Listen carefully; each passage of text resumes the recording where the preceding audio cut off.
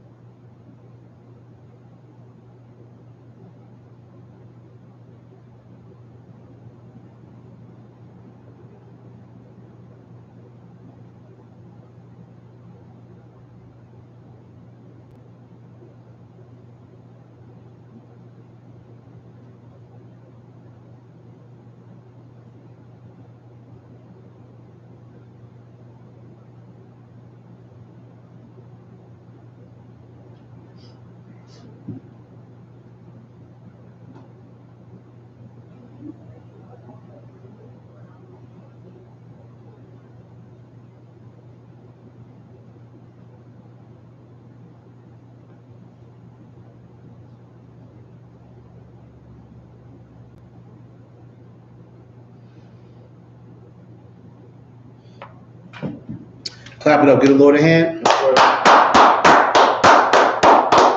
right. You already know what time it is. I'm preaching Officer SHALAM. Of course, I'm going to hold it down for the Brotherhood class today. All right. You already know that Brotherhood is extremely important. Brotherhood is extremely important. You understand? We already know that. You understand? And sisterhood is extremely important. Of course, we all know that's something that's imperative, something that's missing, something that is voided out of the community. You know, something that that we see that we don't see on a daily basis. You understand? The only place that I see extreme brotherhood is here in the UPK. Right. You understand? So this is why we have this class. You understand? The scriptures and the commandments are hinged on loving the Most High with all your heart and loving your brother. You know what I'm saying? I'm paraphrasing, of course. So loving your brother is very important.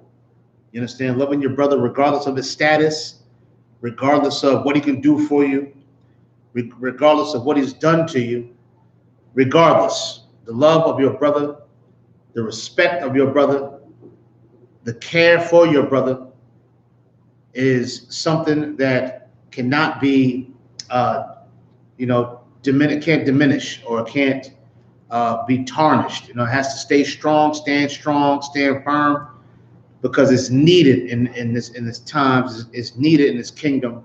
it's needed to provoke our king, YAHANNA, a black man, to come back and destroy this filthy, disgusting place that we live in.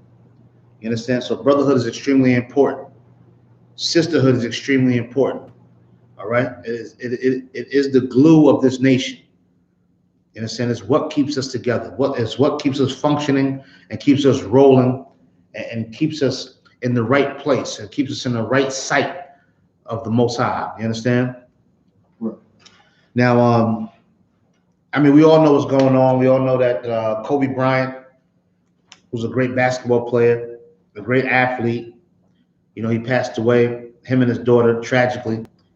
And of course, when anybody that is a so-called Black, Hispanic, Native American man, woman, or child dies tragically, or they're sick, or whatever the case may be, it's hurtful. You know what I'm saying? It's terrible.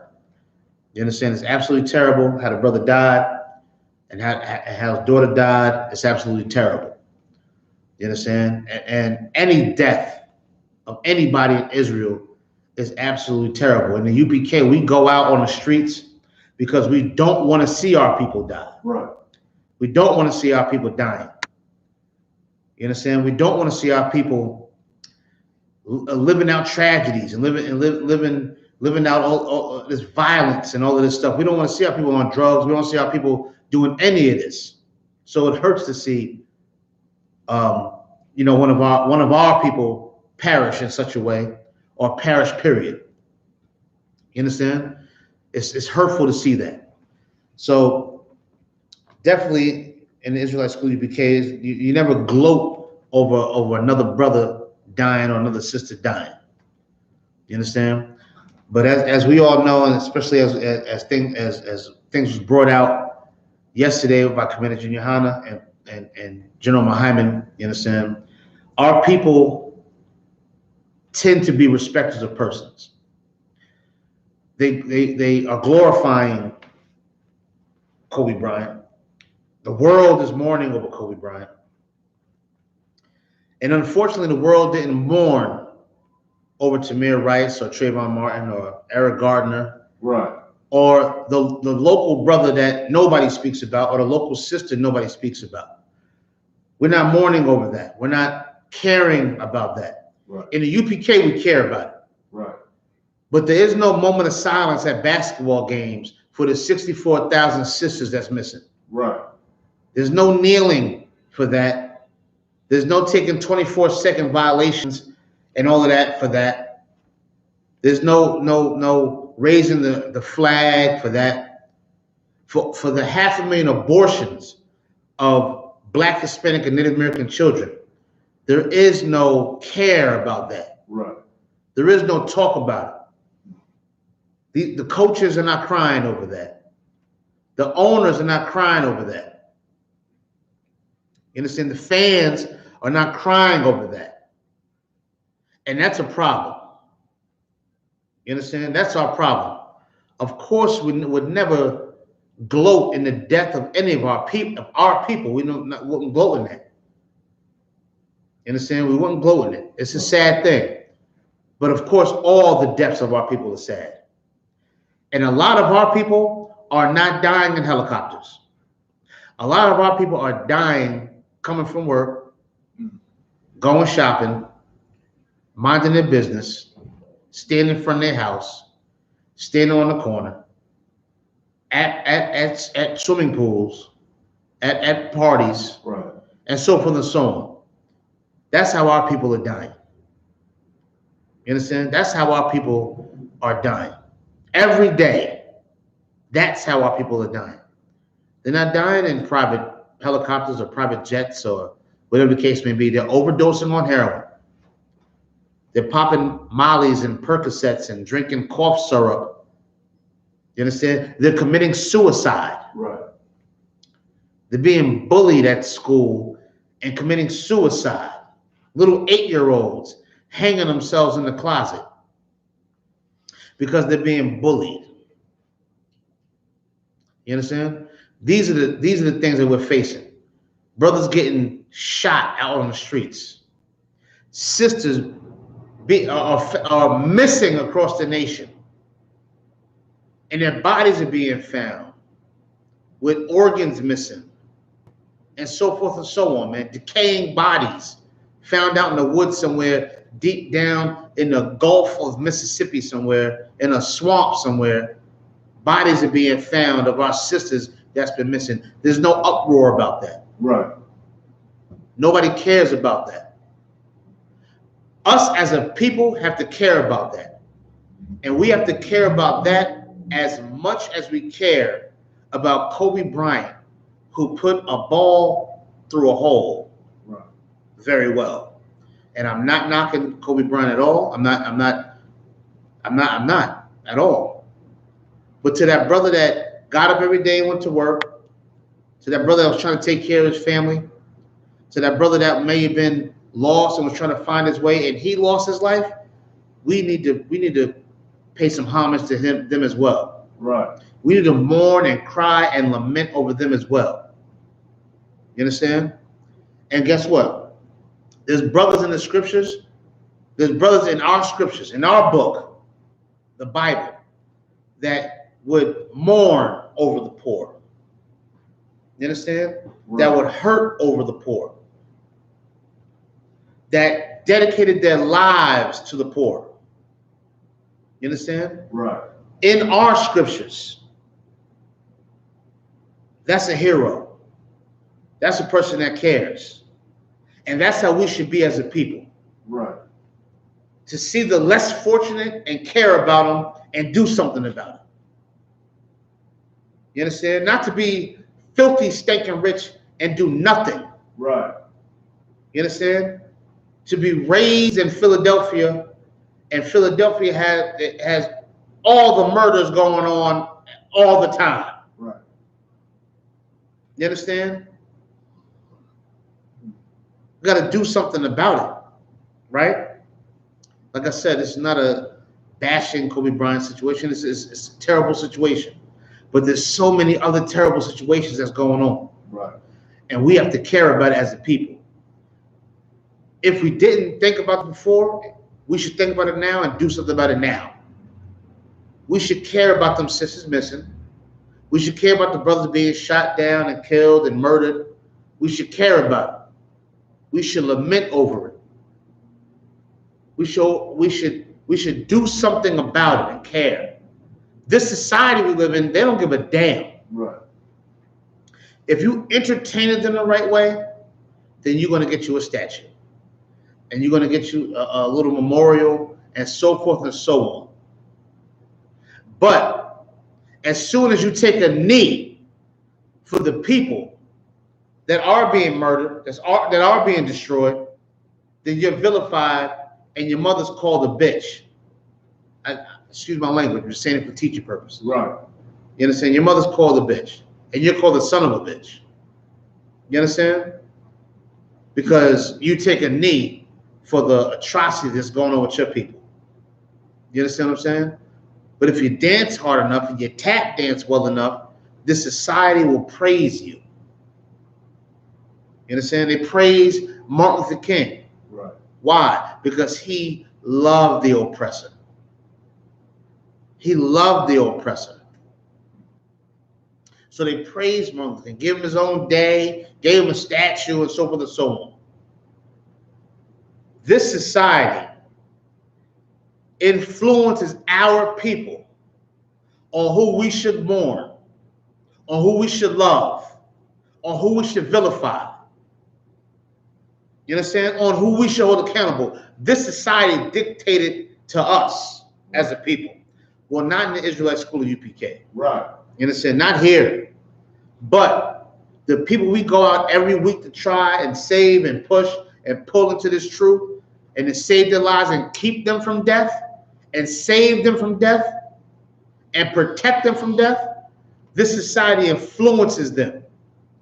This society lets them know who you should hate, who you should love, who you should mourn over, who you should protest against. This society does that. Right. You understand? This society does that. And it's sick and it's sad. But of course, being a soldier for the Most High in Christ, we have to push this truth and show people that in our heritage, in our lineage, that our ancestors stood for the poor. They stood for the less fortunate. Right. You understand? They stood for the fatherless. They stood for the widows. They stood for the orphans. They stood for the ones that don't have any goddamn thing. Right. You understand? Some people are addicted to being the underdog. They want to be the underdog because that's our culture. Right. To be the underdog and always prevail. Right. You understand? That's our culture. We gamble and bet on the underdog. You get more. If you're a gambling person, you gamble on horses or whatever the case may be, righteously, of course. You want to gamble on the underdog, and if the underdog wins, you get more money. You get a bigger reward being the underdog, and we're the underdogs.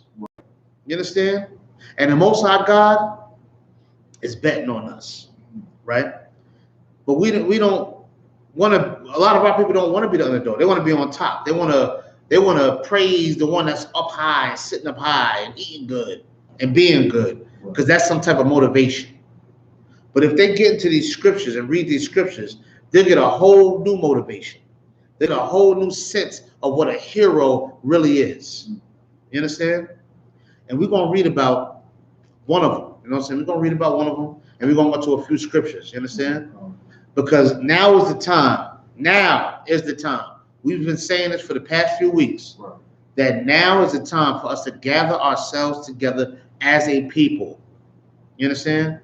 As a people. Chinatown is not having a moment of silence for Kobe Bryant. Right. They're not. Little Italy is not having they're not having a moment of silence for Kobe Bryant. Right. You know why? It's not their people. Little Ireland and whatever other the Arabic community, the Filipino community that's spread out all through New York and San Francisco and Los Angeles and all through the nation. These people, they're not having no moment of silence for Kobe Bryant. Right. They just called him a nigger or right. a naker or what was it? They tried to mix Knicks and Lakers and niggas and whatever she's talking about. Right. You understand? They're doing all of that. They don't give a damn about none of that. But us as a people, we give a little extra because of the fame and the fortune. Now, don't get me wrong. The situation was extremely unfortunate. Extremely unfortunate. It was sad. You understand? It was sad. But the brother was an example of the salt of this earth. You know what I'm saying? Right. The brother was very good at what he does. Very good. You understand? He was dedicated and determined to be the best that he could be. Unfortunately, he was lost. And that dedication, that desire was aimed in the wrong direction. Right. Just like Malcolm X. Right. Just like Martin Luther King. Or anybody else that's not about doing the work of the Lord. You understand? Just as lost. Right. And the loss of their life is tragic. You understand? But we're going to talk about a superhero in the Bible that cared about his people. Let's go to the book of Tobit. Right. Let's go to the book of Tobit in the Apocrypha. You understand? Go to the book of Tobit, chapter 1. All right, and we're going to start at verse 10. All right. Come on. Tobit, chapter 1, verse 10. And when he were carried away captives to Nineveh, all my brethren and those that were my kindred did eat of the bread of the Gentiles. Now this is Tobit speaking. You know what I'm saying? If you read up a little further, Tobit is talking about when they went into captivity in the land of Libya. This is under the Assyrian captivity. You understand? So Tobit is speaking like, look, we was going into captivity. He's giving an account on when he was going into captivity in Libya. You understand? So he's giving us account. This is what this is talking about right now. All right? These are the words of Tobit. He's going into the land of Libya under the Assyrian captivity. Go ahead. But I'm going to come, verse 11. Wait, I'm sorry, Salakia. Read verse 10 one more time. Read it again one more Put time. it on concept. And when we were carried away captives to Nineveh, all my brethren and those that were my kindred did eat of the bread of the Gentiles. Now, I didn't want to skip that, Salakia. So when we went to the land, we was in captivity of the Assyrians in the land of Nineveh. Tobit is saying, my brethren were eating of the bread of the Gentiles. What does that mean? We eat of the bread of the Gentiles right now in America. We celebrate Christmas, we eat pork, we smoke weed, smoke cigarettes, smoke Black and Miles. You understand? Celebrate Thanksgiving, so forth and so on. Love white women. Now sisters are loving white men. You understand? We eat of the bread of the Gentiles right now to this very day. You understand? The scripture said there's nothing new under the sun. So the same thing that he's talking about being led into captivity, we in captivity right now, and we are eating the bread of the Gentiles. You understand? That's exactly what we're doing. Eating the bread of the Gentiles right now to this day. Keep reading. Verse 11. But I kept myself from eating. I did what? I kept myself from eating. But Tobit said, I kept myself from eating. What does that mean? Tobit didn't fall into the ways of these Gentiles. He didn't fall into the ways of the oppressor. AKA, he wasn't celebrating Christmas. You understand? He wasn't killing brothers over this oppressor's money. Right. He wasn't selling drugs for this oppressor's money. He wasn't dealing with the oppressor's woman. You understand? He wasn't doing none of these things. He wasn't doing that. And why wasn't he doing that? Keep reading. Verse 12. Because I remembered. I did what? I remember. I did what? I remember. Go ahead. God. Who? God. Who? God. Go ahead. With all my heart. He remembered the Most High with all his heart. We're saying God now for teaching purposes. But he remembered the power with all his heart. He remembered the strength of the Most High with all of his heart. He remembered. Even when he went into that captivity, he remembered. You understand? Even when he seen his brothers and his sisters doing things unlike their forefathers, he remembered. Keep going. And we'll come verse 13. And the Most High gave me grace. The Most High did what? Gave me grace. And favor before Manasseh. So that I was his privy. Now, he had that Manasseh is he's a ruler at this time. You know what I'm saying? He's a ruler, and Tobit found favor in his eyes. You understand? He found favor in his eyes. Look up that word real quick and see what that word means. Yeah, look that word up real quick. Let's see what it means for teaching purposes. All right, let's see what it means. And this is the position that Tobit held under this captivity. You understand? There's a lot of brothers that hold positions in this captivity. Kobe Bryant held a position. LeBron James held ones. Thurgood Marshall held one. You understand? What's the sellout coon that is in charge of the housing and all that? I forgot his name. That sellout coon. You know what I'm saying? That's in charge of the housing or something with the under Trump. Carson, Ben Carson, him. I think his name is Ben Carson. He's a sellout sucker. He holds a position. You understand?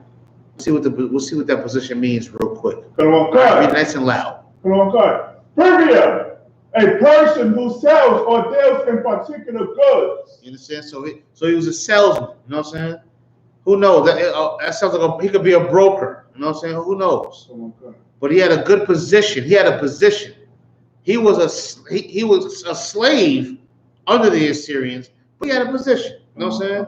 Could have been a broker or anything else. There's a lot of different types of salesmen. You understand? So he had a position to deal with sales, obviously. So he had this position, right, underneath the Assyrians. Let's keep going. Verse 14. And I went to Medea and left in trust with Gabriel, the brother of Gabriel. At Rages, a city of Media. All right, so verse 14 is talking about how one day Tobit gave some money to a brother to hold. Like, hold this for me, I'll be back for it. Hold it for me. Which we can read about that in chapter 4. That'll come back up at chapter 4, right? So just to glaze over that real quick, That's verse talking about Tobit is gave a brother some money to hold, and he'll be back for it. Keep going. Come on, cut. 10 talents of silver. Verse 10. Now when Manasseh was dead. Now Manasseh is the one that gave him the power, or gave him the position rather. This was the ruler at the time. Manasseh died, right? Now we're gonna slow walk this. I want you to pay attention. You understand? So he died. Manasseh died, right? Okay. And this is the man that gave Tobit his position. Keep going. Sennacherib, his son, reigned in his stead. So now Manasseh's son is the ruler now. Now his son's in power. You understand? Now his son is in power. We go through this all the time. You know what I'm saying? At jobs or whatever the case may be. Right. The man retired, now his son's running the company. Right. You know, that's how we are dealt with in this society. The person in your building, they don't own the building no more. Now they pass it down to their son or daughter. Now they own the building now. Right. And they come and being absolute monsters. Right. Absolutely disgusting and filthy. Because they grew up hating the people that served them. Right. So they coming in with that hatred that they were bred to have. Right? So his son came in. Go ahead. Who estate was troubled, and I could not go into Media. So now the things that Tobit used to do, he can't do no more because this son is here now. Right? Keep going. Verse 16. And in the time of Manasseh, I gave many alms to my brethren. I did what? Gave many alms to my brethren. So in the time of the other ruler, Tobit was giving alms to his brother, giving gifts to his brother, helping his brothers. You know what I'm saying? Even though he had a position, right, but he was helping those that was not in the right position, right, that was not in the same position as him, the ones that was without, right, the ones that was hurt. You understand? He was dealing with them. He helped them and gave them a helping hand and looked after them because he loved them and cared for them. Why? Because he remembered the Most High. Right. In his captivity, he remembered the Most High. And he helped them brothers and them sisters that was under him, right, so-called under him, because he had a little position. He didn't get his position and turn his nose up and get bougie. Right. He didn't get his little position and say, y'all niggas need to help yourselves. You know what I'm saying? YOLO and all the rest of this, whatever garbage is out there now. He didn't have that attitude. Right. He didn't have that attitude. He cared about his brothers, and he gave alms to his brothers. Go ahead. Okay. And gave my bread to the hungry. And did what? Gave my bread to the hungry. And he shared his food with the brothers. He whatever he had, he would give it to the hungry. Because he knows the position that his people was in. Right. He knows the position that these people is in. And he gave his alms. He gave his bread to the hungry. He did it. Your celebrities ain't doing that. Right. Celebrities ain't doing that. Kobe Bryant didn't do that. You understand? Right. Kobe Bryant didn't do that. 50 Cent ain't doing that. Right. And the rest of these so-called celebrities, they ain't doing that. I ain't knocking none of them. And like I said, the death of any of them is tragic. Right. But we got to be real and honest. Okay. We got to be real and honest. They ain't doing this. Right. They ain't giving alms to the brethren back in the hood. Right. The first time they got a check, they got the hell out of Dodge. Right. You understand? They got the hell out of Dodge. Right? That's why they got the hell out of Dodge. Keep going. Come on. Verse 17. Am I close to the naked? Am I what? Close to the naked. The brother gave his clothes to the naked. Now this is a brother who's in captivity, but found favor through the Most High God to have a position. Have a position in that wicked kingdom they was living in. Right. In that captivity. You know how many brothers and sisters right now got positions in this wicked kingdom we live in? Right. And they hate niggas. They hate them and despise them. But if a lot of our brothers and sisters in these positions cared about their people and loved their people, they will look out for their people. Right. And you can't say, well, they don't owe me nothing. Yes, they do owe you something. They do owe you something, and you owe the man underneath you something. Right. Why? Tobit remembered the Most High. And you're supposed to love your brother. We'll get into more scriptures about it. But you're supposed to love your brother. This is not an individual thing. This is a group effort that we do here in Israel. It's a group effort. Ain't no individualism. This brother wasn't about that. He took care of his people. He gave his clothes to the naked. Go ahead. And if I saw any of my nation dead. If he did what? Saw any of my nation dead. If he saw anybody who was black, Hispanic, or Native American dead. If he saw any Israelite dead. Go ahead. Or cast about the walls of Libya. I buried him. I did what? Buried him. Now, why did it say, or cast against the wall? Why? Because under this captivity, they would kill our people and just throw them against the wall somewhere, throw their bodies somewhere, because it was worthless to them. Doesn't that sound familiar? Right. Wasn't Philando Castile just his body was thrown against the wall? Huh? And all the other brothers that was choked out and killed, and the sisters that was killed, and all of that, their bodies was just cast away. They was murdered in this wicked, disgusting, filthy society and this captivity we're in right now. Right. And they've been doing this stuff. You understand? He said, if the body is cast against the wall, which means they just tossed the body and threw it away. Right. They didn't even give a damn about it. They just tossed it and threw it away. But Tobit said, I buried them. Right. That's what Tobit said. Tobit wouldn't just let their bodies lay there. He wouldn't just let their bodies lay there and rot and decay. He buried them and gave them honor. Right. Gave them respect. Gave them love, man. He didn't forget who his people was. Even in his position. Even with him having a good job. Right. He didn't forget his people. He wasn't going to let their bodies just be cast to the side and thrown against the wall. He picked his people up and he buried them. He did it. Right. You know what it takes to bury a man? That means you got to dig a 6-foot deep hole. Right. Put that body in there. And I'm sure he went through the customs and traditions of burying a body. Right. And bury them and fill the hole back up and pay them their respects. He went through that when he didn't have to, because he had a good job. You know what I'm saying? Right. He was a superstar. He was doing good for the man.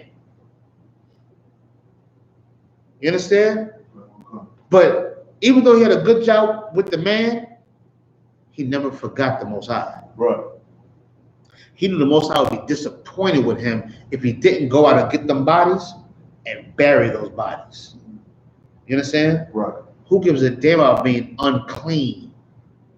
That's your brother. Right. That's your sister. You understand? And he would take his time and bury them. He wouldn't allow their bodies to decay and rot and let the vultures eat them. Right. Let the scavengers eat their flesh and eat their bones. He wouldn't do that. He would bury them properly because he cared about his people. When you get thrown to the side like that, you don't have no status. Right. You are not rich. You're poor. You're poor. You got no, they do it to brothers in prison right now. Right. Brothers in prison that don't got no family, they just go take them and bury them out in the back of the prison somewhere. Right. Give them a tombstone with a cross on it. Right. And put the inmate number on it, some garbage like that, or some filth. Well, he wasn't going to allow that. He would take the body and give it a burial because he cared for his people. He cared for the ones that was less fortunate. You understand? Mm-hmm. Now, by Tobit having this position, if he died, they might give him a good funeral, right? They might, because he got a position. You understand? Right. The oppressor might praise him and say, damn, Tobit was my man. He did a good job working for us. You understand? Right. Same way these people now are praising people that entertain them the best. Right. You understand? But see, Tobit wasn't about that. He was all about his people. Right. Right? Read that one more time. Verse 17. And my clothes to the naked. And if I saw any of my nation dead or cast about the walls of Nineveh, I buried him. I did what? Buried him. He would go out and bury these people. Now, let's keep pushing. Verse 18. And if the king Sennacherib had slain any when he was come and fled from Judea, I buried them privately. Now, when this king that was killing everybody, Tobit would sneak, get the body, and bury it privately. It privately means privately. He would take that body and he would bury it privately. Right. You understand? He was about his people. And he had a position with these people. But he cared enough. His position with the oppressor did not outweigh the love he had for his people. Right. It didn't outweigh that. It did not outweigh that. The love he had for his people was priority. Right. You understand? So he would wait for that oppressor to go on about his business, and then he would bury the body privately. Let's keep going. For in his wrath he killed many. And we'll say it again. For in his wrath he killed many. In his wrath he killed many. Does that not sound like the oppressor to this day? Right. In their wrath they kill many. You got to be a killer to kill 99 million people. Right. You got to be a killer to add on to that number and kill 77 million people. Right. You got to be a killer, man. You got to be an absolute killer. To have all these wars and have who has a war for damn near 20 years? Right. That oppressor been over in the Middle East fighting them Arabs with sandals and rocks for 20-something years already. They've been over there. From Desert Storm on up, they've been over there. You understand? Right. They've been over there fighting. Keep going. But the bodies were not found. Say it again. But the bodies were not found. Go ahead. When they were sought for of the king. Now the king would toss these bodies to the side, and I guess when the king wanted to do some cleaning, he wanted to get them bodies out the way. But every time he went to go get one of them dead bodies they killed, they couldn't find it. They couldn't find it. You know why they couldn't find it? Why couldn't they find it? Why couldn't they find it? Because Tobit was taking those bodies and burying those bodies properly. Right. He was taking that poor, hurt brother or sister and burying their bodies. This is the man who Tobit was. Right. He was burying those bodies, man. He cared about the poor and the fatherless and the helpless and the scared and the scarred. He cared about them. He cared about them so much that he would go and take their bodies and bury them. Right. And he would face consequences for doing that. But he still did it. He still did it. With no disrespect, Kobe Bryant never did that. Right. You know, he didn't risk his career. He didn't risk his career to save anybody in Philadelphia. And I'm not knocking the brother. It was like I said, it was a tragic event, his death. Right. Absolutely tragic. You understand? Absolutely tragic. But these so-called rich people and celebrities that have gained positions in this society have not done what Tobit has done. Right. To care enough to sacrifice your position for the righteousness of your people. Right. You understand? Steve Harvey's not doing that. Right. Tyler Perry ain't doing that. You understand? They ain't doing that. LeBron James ain't doing that. I know he got a school going on and all of that, but he ain't sacrificing that, getting that money on some real.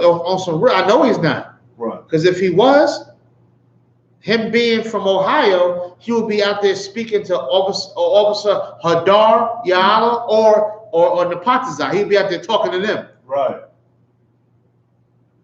He'd be out there talking to the camp leaders out there in Ohio. Right. That's what he would be doing if he was serious.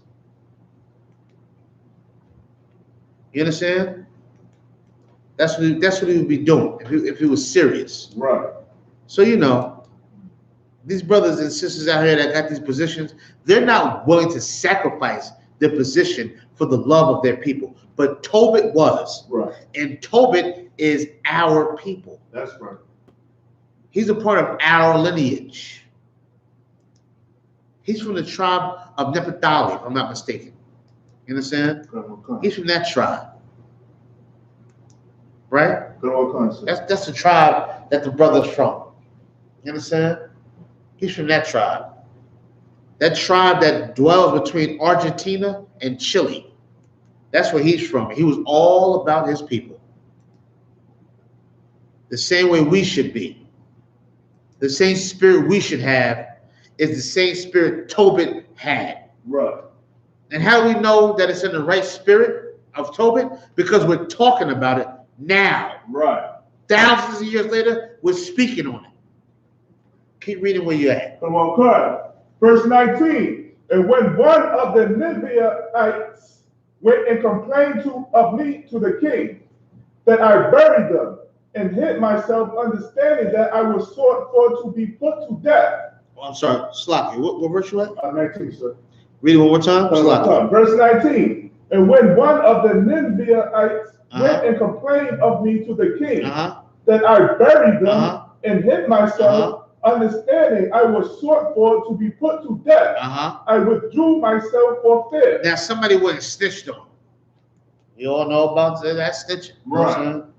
You all know about that. Somebody went and told on a brother that he did that. You know what I'm saying? So in fear, he went in hiding. You understand? In fear, he went in hiding. Right. Now, long story short, for time's sake, we're gonna cut it just a little bit. For time's sake, he ended up coming back. You understand? Because it was a new king that came after that. So he ended up coming back, whatever the case may be. But he left and ran and went in hiding. He went on a run because he knew what he was doing. It was worthy of death underneath the Assyrian captivity. So the brother went in hiding. You understand? He risked his life to bury those bodies. Forget risking his position. Forget losing his job. He risked his life, right, just to bury the body of them brothers properly. Right. You understand? He risked his life for it. That means something. You understand? Right. That means something. That spirit that he had is the same spirit we should have. Right. That we should be willing to risk our lives for those who are just unfortunate and don't have the things that society say that we should have. You understand? He risked his life for the people. Right? Let's drop down to verse 19. Drop down real quick. Drop down to Tobit. We're gonna go Tobit chapter 2. We're gonna start at verse 1. Tobit chapter 2, verse 1. Now when I was come home again, and my wife Anna was restored unto me, with my son Tobias, in the feast of Pentecost, which is the holy feast of the 7 weeks. There was a good dinner prepared me, in the which I sat down to eat. So this is a high holy day. He sat down. He about to eat. You know what I'm saying? This is a time to celebrate. You know what I'm saying? Now, mind you, they're in captivity now. Right. Which shows you in that captivity, we was able to keep our customs. Right. In this captivity, we have no customs. Right. This is a horrible captivity that we live in. Absolutely horrible. You understand? Come on. We keeping our customs now, you look like a weirdo. You look weird. You know what I'm saying? To put a garment on and come and celebrate your customs and keep your customs, you look like a goddamn weirdo. Right. In this society. Well, I'm gonna look weird. Right. Forever. That's right. You know what I'm saying? Forever. And I know the brothers and sisters in the UPK gonna do the same goddamn thing. Because we all on one accord. Right. Just wanted to say that real quick. Keep going. Verse 2. And when I saw abundance of meat, I said to my son, go and bring what poor man. That what? Go and bring what poor man Uh-huh. soever thou shalt find out of our brethren, Uh-huh. who is mindful of the Lord. Uh-huh. And lo, I tarry for thee. Tobit said, I'm sitting down. He about to sit down and eat a nice, hot, home-cooked meal. He's told his son, go out on the streets and find everybody that's poor. Right. Find them that's poor. And you bring them to the house so they can eat too. Come on, man.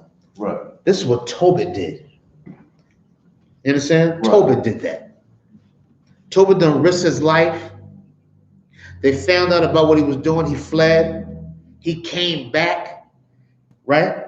And he still didn't learn his lesson. Right. He still didn't learn his lesson. He was going to get murdered for taking care of them poor folks, but he still didn't learn his lesson. You understand? He took care of them.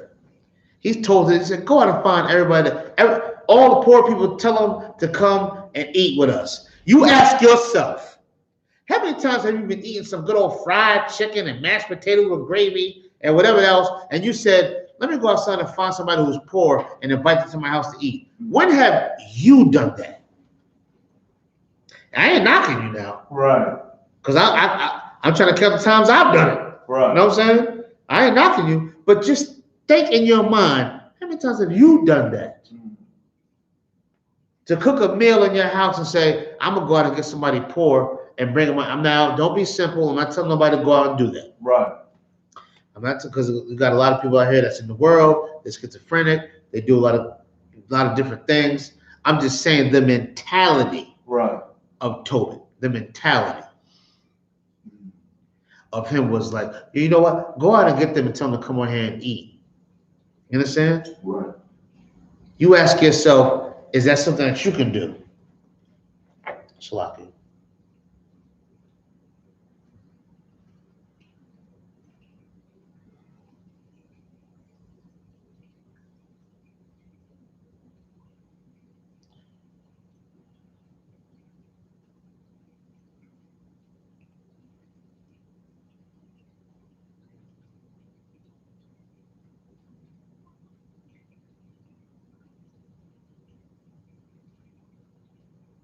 Right, Shalaki. So that mentality that Tobit had was super solid. You understand?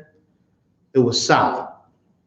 You understand? That's the same mentality that we have to have as a people when it comes to the less fortunate. Now, I'm not, like I said, I'm not telling nobody to invite people into your house randomly and so on and so on. I'm not saying that.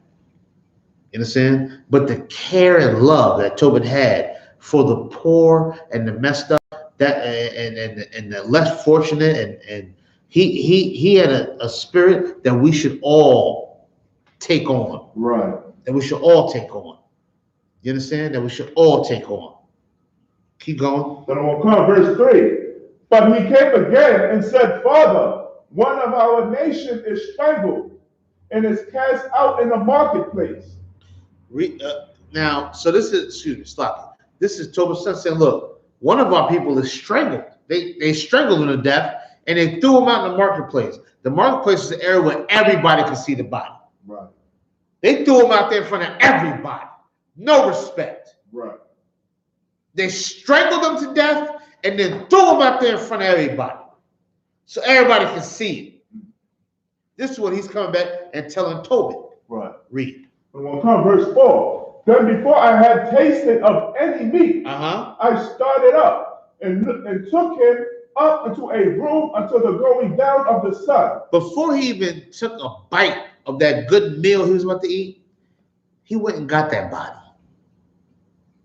He went and got that body and brought it into his home. Right. A dead body. Brought it up to his home and put it in the room. Keep reading. Then we'll come, verse 5. Then I returned and washed myself and ate my meat in heaviness. Now, as he brought that body into the house, let me just retract a little bit or go back a little bit. He couldn't even eat his meal until that brother or sister's body was out of the street in front of everybody. Right. He couldn't even eat. Now, mind you, it's in the marketplace. Right. So that means people are going to see him taking his body. Right. It's in the marketplace. They're going to see him taking it. He didn't give a goddamn about it. Right. He still went and took that body and brought that dead body into his home. Right. Put the body up in the room. Then he went and washed himself and he ate. Right. But he didn't just eat. He ate with what? With Salakia. You might say. And ate my meat in heaviness. With what? Heaviness. With what? Heaviness. He ate his meat in heaviness. He ate that meat and felt bad. Right. Because that brother who just got strangled and killed and thrown out there, he ain't eating no meal. Right. He got strangled and thrown out there like a piece of garbage. When that is a child of the Most High God. Right. When that's a chosen child of the Most High God, he got tossed out like some garbage.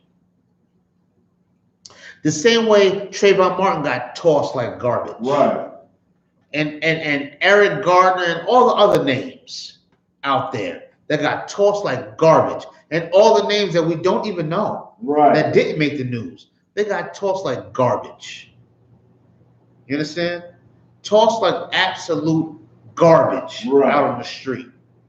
And he mourned over it as he ate his food. It hurt him as he ate his food. You understand that? Right. Keep going. That will come, verse 6. Remembering that prophecy of Amos, as he said, your feast shall be turned into mourning, and all your mirth into lamentation. Right, go ahead. Verse 7. Therefore I wept, and after the going down of the sun, I went and gave a grave and buried him. He did what? And after the going down of the sun, I went and made a grave and buried him. After the sun went down, he went and made a grave, which means you got to get a shovel. Right. You got to do a lot of digging. Can't do no shallow grave because animals are coming and dig it out. Right. So you got to dig you a deep grave to put your brother in, because you don't want him to get eaten up by raccoons and possums and the rest of that stuff that's out there in the woods. Right. So you got to dig your brother real deep into the ground to give him some good rest. You understand? So he made a grave for his brother, and he buried that brother. The same brother he took out of the street and brought into his home. Right. Keep going. Verse 8. But my neighbors mocked me. What? But my neighbors mocked me. His neighbors laughed at him, made fun of him for taking up that dead body. Made fun of him. The same way in New York City where brothers is begging for quarters at the stoplight. Right. Wanting to wash your windshield just for a little bit at the stoplight. You understand? Right. And when you help them and you give them a little something, people laugh at you. Right. They say, man, you a sucker, man. You really gonna help him? You know what I'm saying? Right. That's the attitude. Right. They mocked him. And what you go pick his body up for and bury him? You ain't burying him. He ain't nobody. Right. You understand? They mocked him for taking care of a brother who was a nobody. Everybody's crying over Kobe Bryant. Right. Everybody's crying. You understand what I'm saying? Right. Kobe Bryant is from the lineage of that same man that was buried and tossed to the side. Right. You understand? He's from the same lineage. But he entertained the oppressor so good. He did it so well that he gets praised. Right. But that brother who was in the basement for the oppressor, he don't get no praise. Right. He don't get no praise. He gets tossed against the wall. He gets strangled and thrown in the marketplace. You understand? Like the rest of the brothers and sisters that have lost their life in this oppressive, disgusting, filthy society that we live in. You understand? Keep going. And said, This man is not yet afraid to be put to death for this matter. Now, you go ahead. Who fled away, and yet lo, he buried the dead again. They're like, look, you didn't learn your lesson. You was burying people before, ain't you? The body collector. You ain't buried people before. Right. You ain't learned your goddamn lesson. Well, nigga, no, I didn't learn my lesson. Right. That's my people. That's just like us in the Israelite school of UPK, which is the home of the truth. That's right. We go out all the time to get those dead bodies, man. Right. To breathe life into them. And people mock us all the time. Right. People laugh all the time and say, you out here talking all of this, man. Listen, we're gonna sniff cocaine forever. Right. We're gonna deal dope forever, man. That Gorilla Glue and that sour diesel, whatever weed they smoking nowadays, hey, man, niggas ain't going nowhere. Right. They got dispensaries now. You wasting your time. You understand? Right. Damn that. Damn that. When I know that a brother in my family named Tobin still went out on them streets and buried his people properly. Right. Still put forth the righteous act in front of the Most High, in front of the Most High God, and according to the Most High God. How dare I not do the same thing? When it's in our culture to care about the less fortunate. Right. Can you imagine a sister or a brother dying and somebody just tossing their body on the side of the goddamn road? That hurts. Right. That's sad. That's disgusting. But Toby went and took care of that body. You understand? Keep reading. Verse 9. The same night also I returned from the burial and slept by the wall of my courtyard, being polluted, and my face was uncovered. Now he said, look, after Toby finished doing that, he went and sat by a tree with his face uncovered. He sat by the tree because, you know, he couldn't go into the temple. He was unclean, right, from dealing with the dead body. You understand? He didn't give a damn about being unclean because he had to take care of that dead body. Right. That's his brother. That's his sister. That's God's chosen people. Right. He had some respect for them. You understand? And he went and sat by this tree. Now, after all these good things we just read about Toby, after all the good things we just read about, right? Right. How he stuck with the Most High God, how he cared for his people, how he gave them the righteous burial. Let's see what his reward was for that.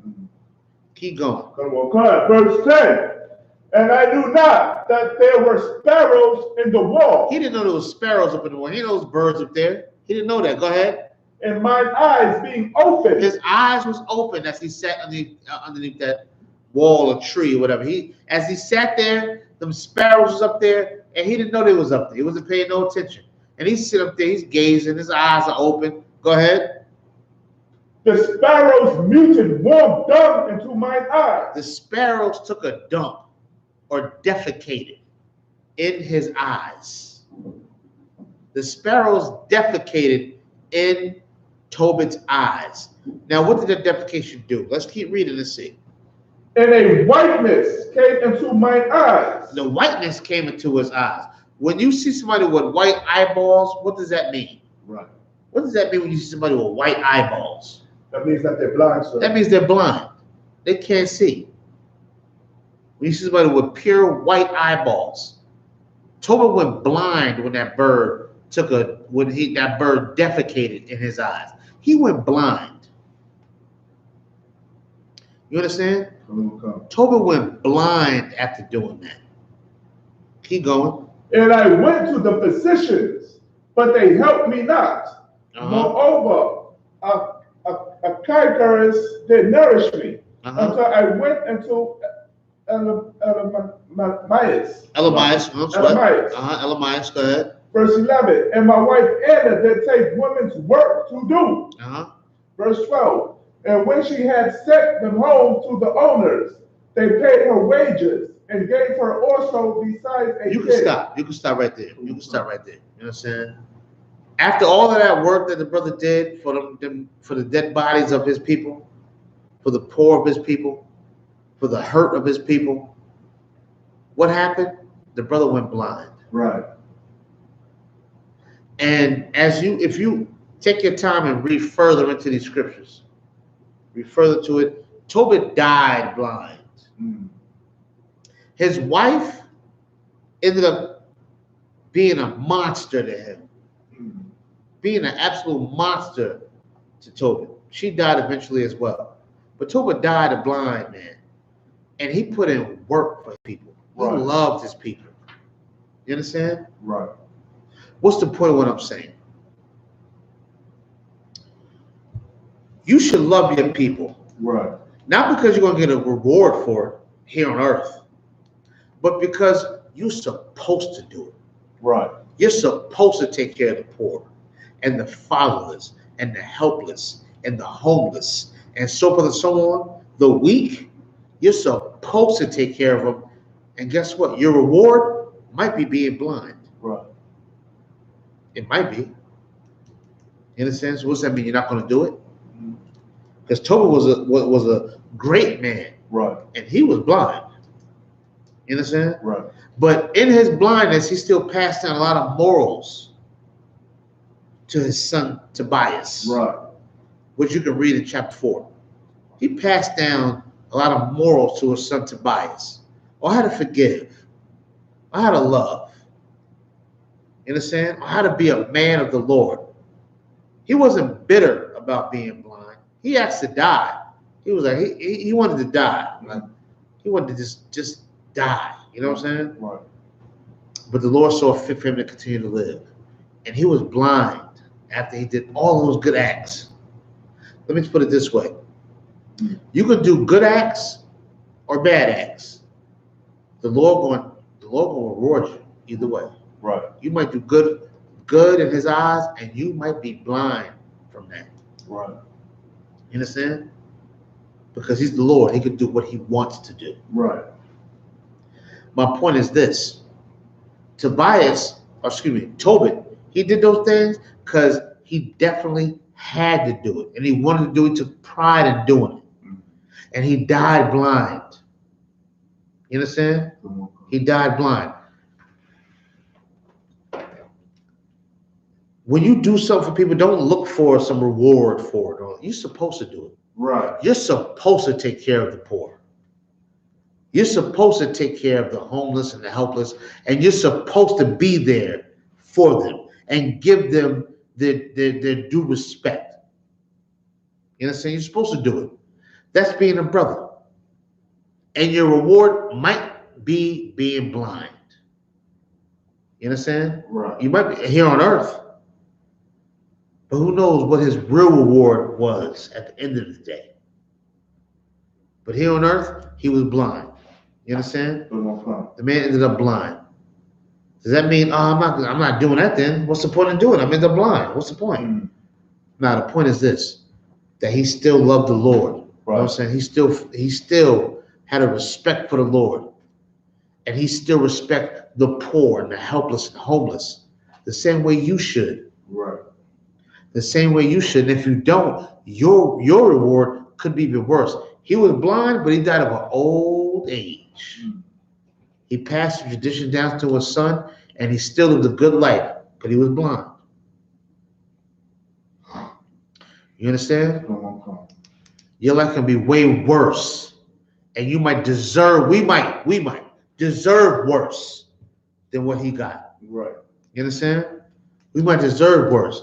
But Tobit, this is a man that should be praised. There should be a statue of him. There should be a day for him. We shouldn't forget him. He didn't throw a ball in the hoop. You understand? Right. He didn't slam dunk. He didn't do that. But he did care for his people. Right. He did give his clothes to the naked. He did give his bread to the hungry. He did invite poor men into his home to eat. He did do that. Right. And after doing all of that, he died blind. Right. He deserves some respect. he deserves a little homage, man. He deserves a moment of silence. Right. He deserves a knee. He deserves a tribute.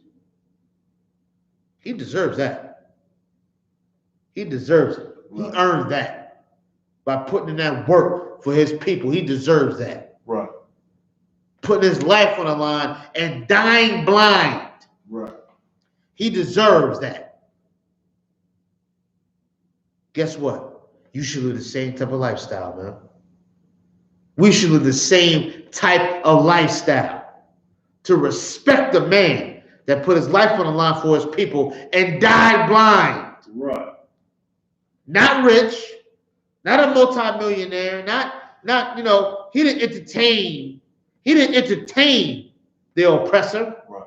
He worked for the oppressor and went against the oppressor to help his people. Right. And in helping his people, he died blind. Right. This should be a Tobit day. Right. This should be a Tobit jersey. Right. You understand? Mm-hmm. This should be a Tobit jersey. Tobit deserves that recognition because of the life that he lived. He deserves that. Right. You understand? See, society got our morals all twisted up and messed up. Tobit deserves that. You understand? Come on, God. He deserves that, man. And the same zeal and skill and dedication and desire that Tobit has, we should have as a people. Mm. We should love our people enough to sacrifice our careers, to sacrifice our well-being, to make sure that the less fortunate that God chose to be the chosen people, the less fortunate of them, we're taking care of them. Mm. We should dedicate our lives to doing that. Right. Just like Tobit did. You understand? Right. Just like Tobit did. But society makes us feel like, no, there's more to life than that. You could be a millionaire. Right. Well, as we all know, millionaires die too. Right. Millionaires die too. Mm. You don't get a special place nowhere in the kingdom of heaven because of your money. Right.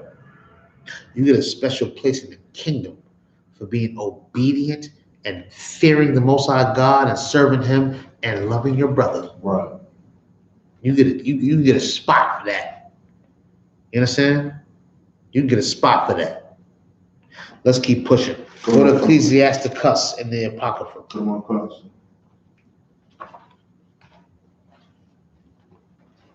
Ecclesiasticus chapter 4. Come on, Pastor. Let me see. Ecclesiasticus chapter 4. And let me see.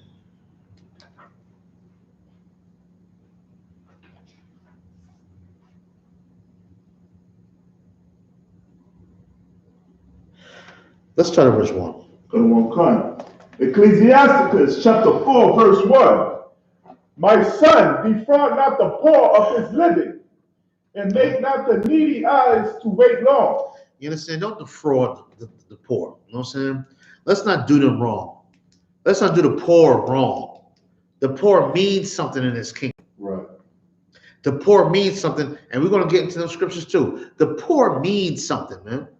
That brother or sister that's living in them buildings that's cold with no heat, with mold and cold water and roaches and rats and mice.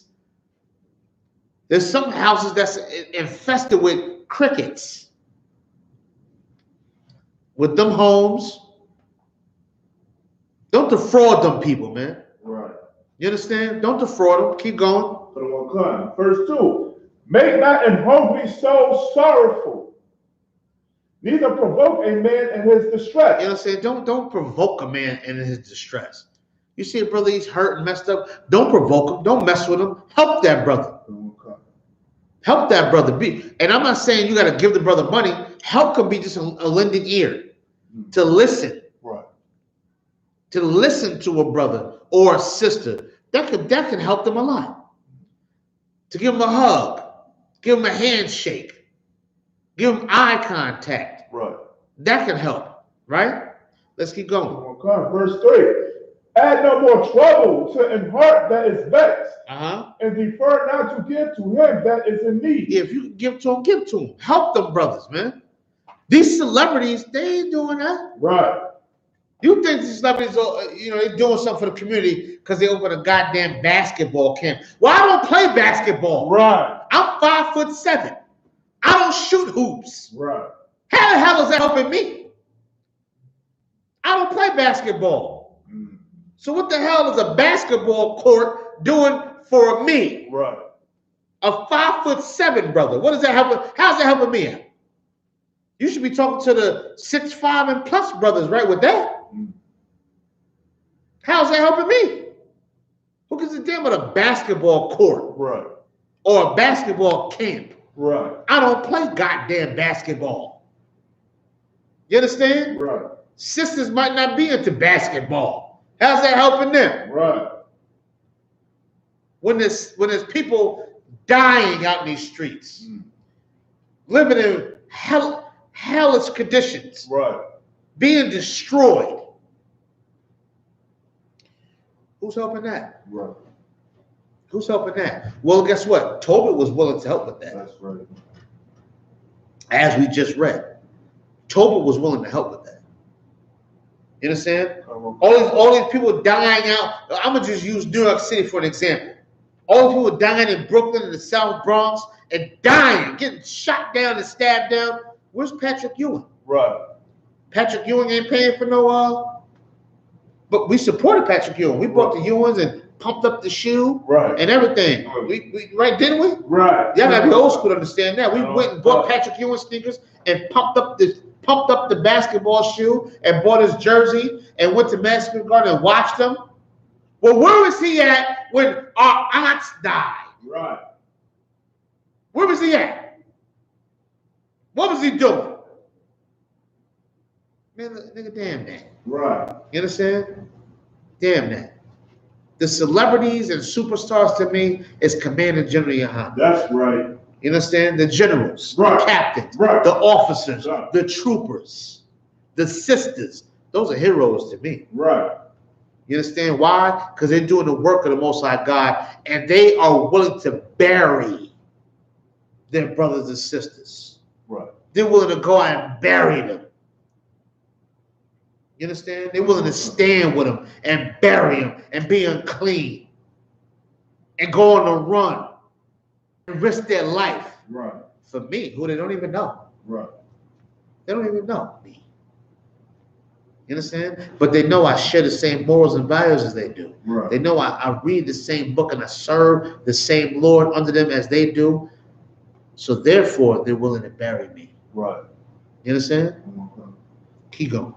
I'm going to come verse 4. Reject not the supplication of the afflicted, neither turn away the face from a poor man. You understand? Don't neglect the request of a poor man. You understand? And I know what you're thinking. Well, every poor man, they want to get high, get drugs, whatever the case may be. Listen, you can gain that brother, gain that sister. You know what I'm saying? You can use wisdom. You understand? Use wisdom. I'm not saying empty your bank account out for them. Right. You know what I'm saying? But if you can help them, help, man. Ain't nothing wrong with that. I don't want a brother to use drugs. Right. But I don't want a brother to go out and rob and kill to use it. Right.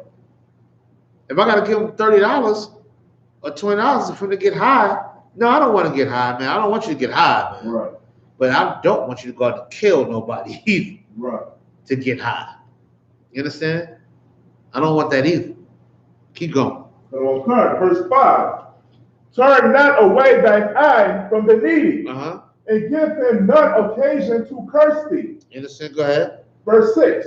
For if he curse thee in the bitterness of his soul, his prayer shall be heard of him that made him. Go ahead. Yeah, most high Christ, go ahead. Verse 7. Get thyself the love of the congregation, and bow thy head to a great man. You can bow your head to a great man. You understand what I'm saying? What do you mean bow your head to a great man? We got to look at our brothers and sisters as being great. Right. You understand? Look at your brothers and sisters as being great. Now we kind of glazed over a few scriptures. You understand? A lot of brothers and sisters that's out here, they're going to talk about you and hate you and don't want to talk to you and so on and so on. You still gotta love them brothers, man. Right. They're destroyed and hurt. How many times we've been at camp and somebody come against the camp? We just seen a brother. If anybody go on Israelite headquarters and watch the video, we seen a brother. He's in a wheelchair, man. Right. He's in a wheelchair. He's screaming at us. We making a block hot. Right. He's trying to cop some drugs. He's in a wheelchair with a diaper underneath him. Right. Pissing and defecating all on himself, and he's still trying to get high. Right. Guess what? We still gotta love that brother. That's right. We still gotta love that brother.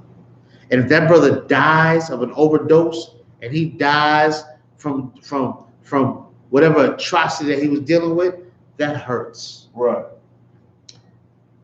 It hurts even more than Kobe Bryant. Right. Because that was an older man. And that older man been doing that shit for years. Excuse me, been doing that thing for years. Right. Kobe Bryant lived a full life at 41, millions of dollars. Right. Been places I will never go. Right. Done things I'll never do. But that old cokehead in that wheelchair with that diaper, I feel sorry for him, man. I feel bad for him. You understand? Right. That hurts. That hurts. And we have to have that attitude, man. We have to come back to that. We can't lose focus on that. And society, the society that we live in, makes us lose focus on that. Right. I'm not saying Kobe Bryant's death is any less or more. What I'm saying is we dying every day out here. Right. Kobe's another black man that died. Right. We dying every day out here. Every day we dying out here. Kobe Bryant's another black man that died. And he died in an airplane, a helicopter crash.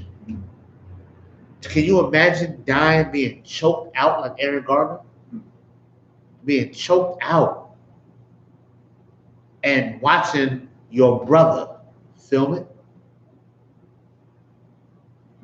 and not come and kick this nigga off your head, you know what I'm saying? Come and kick him, you know what I'm saying? Do something to loosen this oppressor's grip around my neck. Right. Just come and kick him. You sitting there filming it. It's a horrible death, man. Can you imagine how Tamir Rice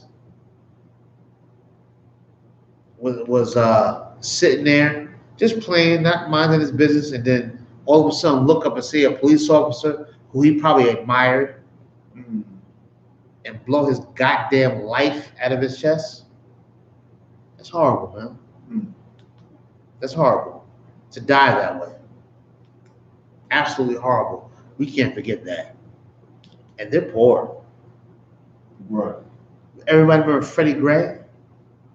They broke Freddie Gray's back in that police. They broke his back and killed him. They killed him in the back of that paddy wagon. Killed him. Tried to say, well, he probably died bouncing around with the potholes and all of that. They killed Freddie Gray. And with all that money, Freddie Gray's mother tried to kill herself because she could not get her son back. That's horrible, man. Right. That's horrible. That's sad, man. What's the other sister's name? Corinne Gaines. We forget about her when the police kicked her door and shot her and her son. Shot her and her 5-year-old son out there in Baltimore. You understand? Killed her and her son. Can't forget them, man. That's tragic. Somebody has to bury their bodies. Right. Somebody has to care enough to lose their position to bury their bodies, man. Like Tobit did. You understand? Like Tobit did. Now who's willing to do that? I know Commander General YAHANNA is willing to do that. Right. Because he's raising men who's willing to do that. Right. Who care enough, man. Who give a damn enough. Willing to lose their little position in Esau's military or Esau society or whatever to bury their people, man. Right. You understand? Let's keep reading. Come on. Verse 8. Let it not grieve thee to bow down thine ear to the poor. Yeah, bow down your ear to the poor. Listen to them. See what's going on. We're supposed to do that. You understand? We're supposed to bow down our ear to them. Go ahead. And give him a friendly answer with meekness. Yeah, you understand? You ain't got to be mean to them. People see brothers like, can I get a quarter? So go get a job. You know, you ain't got to talk to them like that. Right. That brother's unfortunate because you damn sure ain't going to work talking to your so-called boss like that. Right. You understand? You ain't talking to the police like that. You ain't doing all that extra mouth with them no other time. Right. Don't talk to your brother like that because he's poor and messed up and his clothes are dirty and he's hurt and his nails are dirty and his teeth are brown and all of that. Don't do that. Right. Be willing to bury your brother like Toby was. Right. Be willing to bury him. That brother that's homeless and messed up, he deserves a righteous burial. Be willing to bury. Are you willing to bury him? You willing to sacrifice it so he can have a proper burial? Tobit was, and that's your ancestors. So who the hell are you? What are you? What are we? You understand?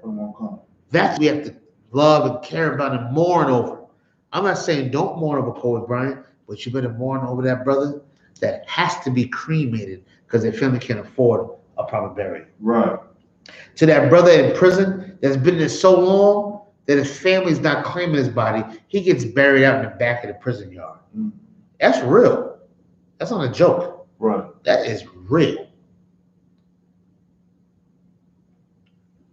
We have to care about them. That's sad. That is sad. Right. Celebrities get funerals at the Coliseums and stuff out there in Los Angeles. And right. Have all this stuff and parades and everything. What about Raheem that got murdered out in Chicago? Right. Where's his funeral? Who cares about that? Who gives a damn about that? Who's willing to bury his body? Well, the UPK is willing to bury his body. That's right. That's why this is the home of the truth. This is why. Because we're willing to live this, we're willing to live exactly what Toba was living and what Toba was doing. Why? Because Toba didn't forget the Most High, and neither have we. Right. And you shouldn't either. You understand? Everybody that's you here and everybody that's in YouTube land, you shouldn't forget that either. Right. You should love the Most High to where you're willing to sacrifice your career to bury your brother. You understand? To bury your brother. And I don't mean literally burying him, but to care and to love and to be willing to sacrifice for your brother. Right. You understand? The poor brother, the less fortunate brother. When I say brother, I mean sister too. You understand? Where's the? I want to have a big funeral for the 64,000 sisters missing if they dead. For them sisters turning up dead, we didn't have parades for them. Right. We didn't have a moment of silence for them. They need to raise the flag half staff for them. Right. That's what we need to raise it for. For the children of Israel. For the children of the Bible. Right. That's what we need to raise it for. You understand? Let's not get caught up in this society and let them tell us who we should love and not love and who we should mourn. Should I say don't mourn Kobe Bryant? I'm not saying don't mourn Kobe Bryant.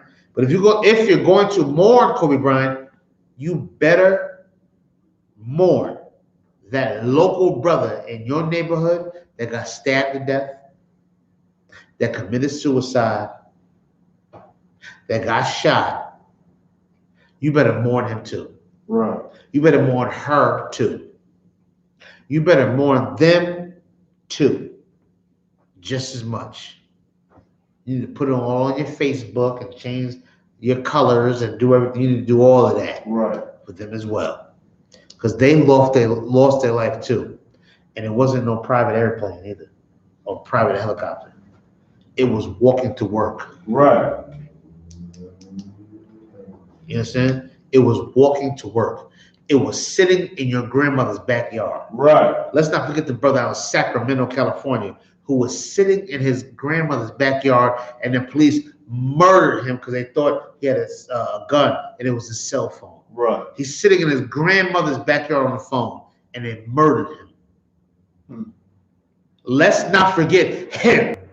And he's in Sacramento. Right. How come the Sacramento Kings didn't hold a moment of silence for that brother? Right. How come the Sacramento Kings, which is an NBA team, didn't hold a memorial for him, who was murdered for sitting in his grandmother's backyard on his cell phone?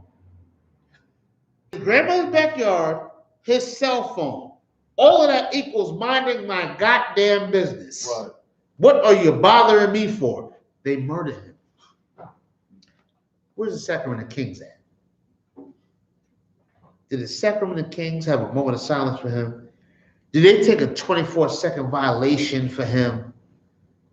When you interviewed the coach, was he crying over that? No, he wasn't crying over that. Because society don't give a damn about them. Right. But we should care. There shouldn't be a nigga sitting in the Sacramento Kings bleachers. Right.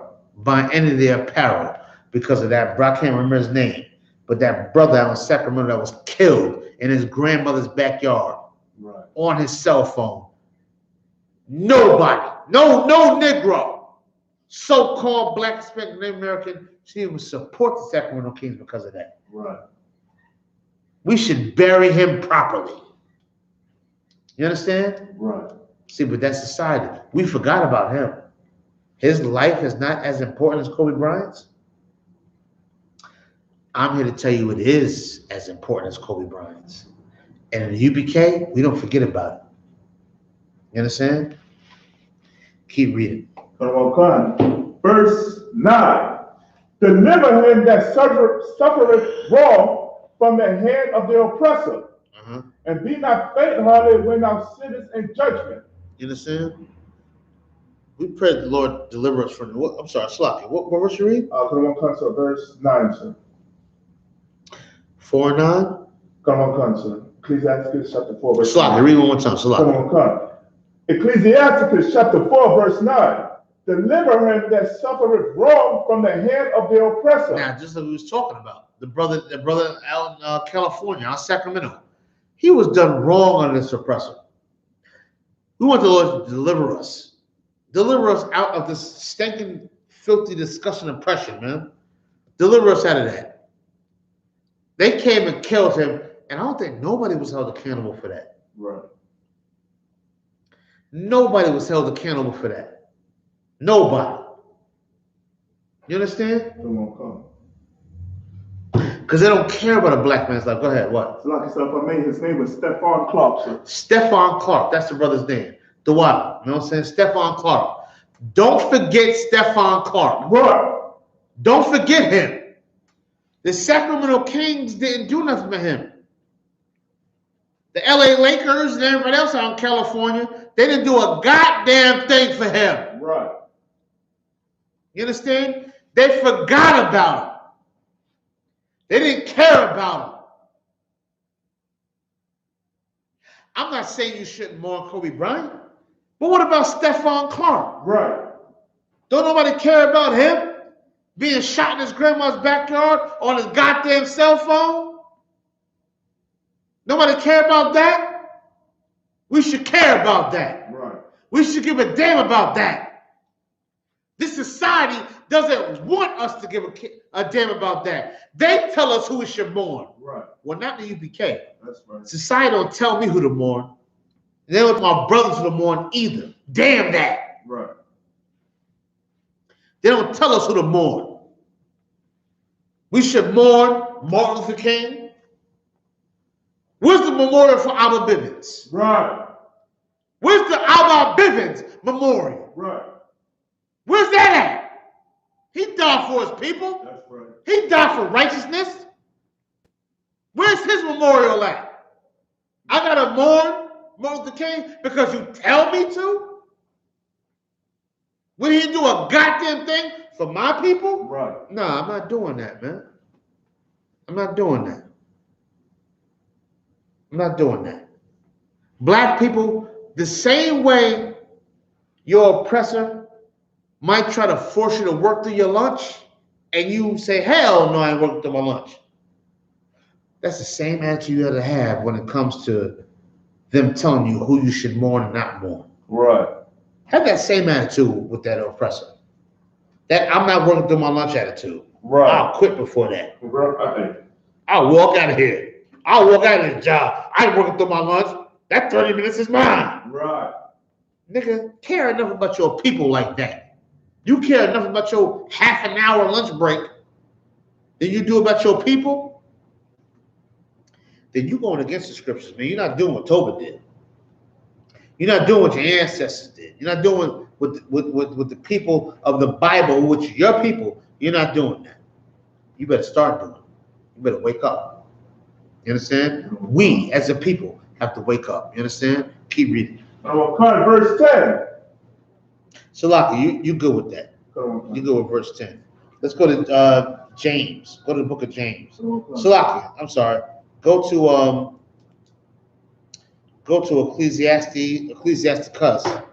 Ecclesiastes chapter 9, verse 16 in the Bible. Ecclesiastes, you know what I'm saying? Chapter 9, verse 16. Ecclesiastes chapter 9, verse 16. Then said I, wisdom is better than strength. Hold on. Chapter 16, verse 16. Come on, Pastor. Yeah, go ahead. So I can read again. Go ahead. Ecclesiastes chapter 9, verse 16. Then said I, wisdom is better than strength. Wisdom is better than strength. To have wisdom, that's better than having all the muscles in the goddamn world. To have wisdom. You understand? If you love your people, you got wisdom in you. Right. I ain't saying you got all the wisdom, but you got wisdom in you. Right. Tobit had wisdom in him. He knew to fear the Lord so much that he was willing to be unclean to bury them bodies, because those were the children of the Most High God. Right. And he wasn't going to allow them just to lay there and just collect dust and be eaten by any scavenger that crawls around or flies around. Right. You understand? Keep going. Nevertheless, the poor man's wisdom is despised. The poor man's what? The poor man's wisdom is despised. Nobody wants to hear the poor man. Poor man gets a bad rap. Mm-hmm. You understand? The poor man's wisdom is despised. People don't want to hear that. You understand? They don't hear nothing from no poor man. You know what I'm saying? You poor and you messed up, they don't want to hear that. Right. We know that all the time. In the UPK, we're not millionaires in here. We're not multi-millionaires. We brothers that go get a slavery or something. We trying our best to make it. We're doing the work of the Lord. Guess what? Mommy and daddy don't want to hear that. Right. Your biological, earthly, worldly brothers and sisters, they don't want to hear that.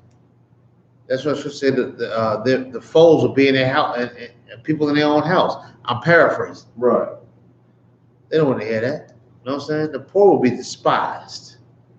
And we're absolutely despised. You understand? And we should know that. Therefore, we should not despise the poor, since we know being poor, we're going to be despised, man. Right. They don't want to hear our words. Is there more on that? Come on, cut. Go ahead. And his words are not heard. His words are not heard. You know what I'm saying? Absolutely. A poor man's words are not heard because you're poor. But you're going to listen to T.D. Jakes. You're going to listen to them. You go to the T.D. Jakes and whatever, Jamal Bryan and Pastor Manning and Pastor Jennings and all the rest of these cowards. You're going to listen to them. Right. Because they look good and they got the suit on. They got that good old Crown Royal grease. You know what I'm saying? With the part all all shaped up and all of that garbage. You know what I'm saying? You're gonna listen to that. You understand? You're gonna listen to that filth and that garbage. When they don't give a damn about their brothers, and they wouldn't bury their brothers. Why? Because your grandmother was in that church and they didn't bury her. They charged you for having that funeral at the church. They charged you for it. Right. They charged you $4,000 or $5,000 to have your grandmother's funeral at a church she'd been going to for 30 goddamn years. They charged you for that. Right. The pastor charged you to speak at her eulogy. They charge you for that. They charge you for the choir singing at your grandmother's funeral. They charged you for that. Right. You had to pay a bill for that. You understand? And she went to that church for 30-something goddamn years. Right. 40 and 50-something goddamn years. Baking pies and baking macaroni and cheese and all types of pork chops and all of that. Giving all her money and all of that. Right. Putting that big fruit basket on her goddamn head and sitting there and shaking and gyrating and singing. They charged you for her funeral. Right. You understand? They charged you for that. They wasn't willing to bury her for no cost. They wasn't willing to bury her at a risk. Right. Like Tobit was. Like Tobit was. Tobit was willing to do that, and he did it. You understand? He was willing to do that, man. This is how we have to love the less fortunate. This is how we have to love our people, to give up our positions in order to uplift them and pick them up, make them survive, make them live. You understand? Teach them to love. Teach them to care. That's worth more than me standing 50 feet away and throwing a goddamn ball in a hoop. Right. Putting a ball in a hole, like I play basketball or golf, or kicking a ball through a goddamn hole. Right. You understand?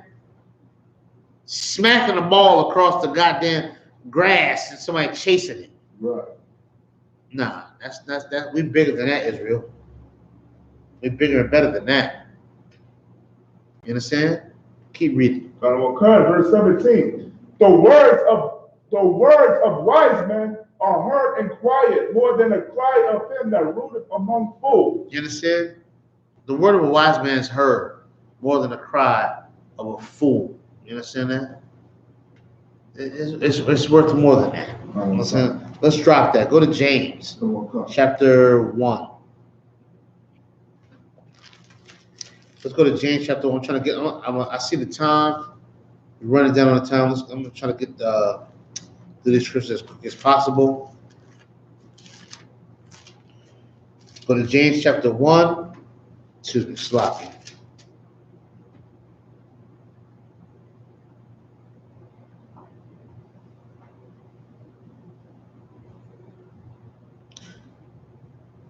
Go to James chapter 1, verse 27. James chapter 1, verse 27. Pure religion and undefiled before God and the Father is this: to visit the fatherless. To do what? Visit the fatherless. To do what? Visit the fatherless and widows in their affliction. That's our job.